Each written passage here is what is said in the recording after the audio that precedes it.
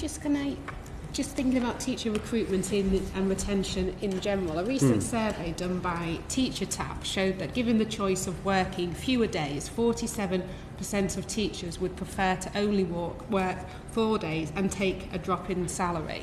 Now, if that happened, if 47% of our teachers were suddenly able to work 4 days, we would need an extra 40,000 teachers.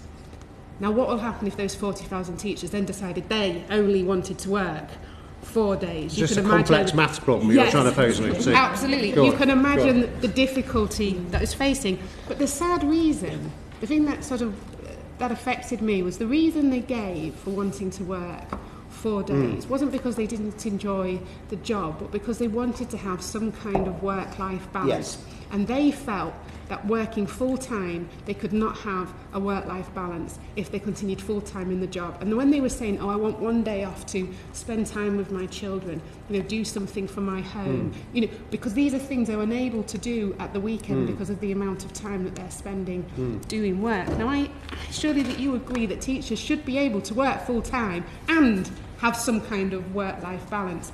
And so I wondered what the department is doing about that. Gosh, well, once again, Emma, I find myself in a very high level of agreement with what you say. This challenge around flexible working is big. It's big actually in all sectors, but there's actually a strangely low incidence of flexible working in teaching, and actually many people think the opposite would be true. But that is the case, and we need to work harder at it.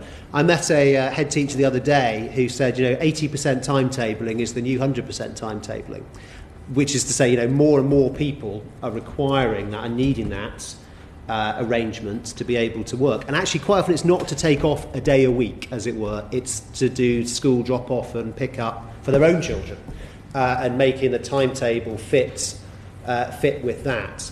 So. Look, we need to do more. There is some resistance in some parts of the sector. You get some people saying, it's very difficult to do flexible working patterns because of the requirements of timetabling and so on.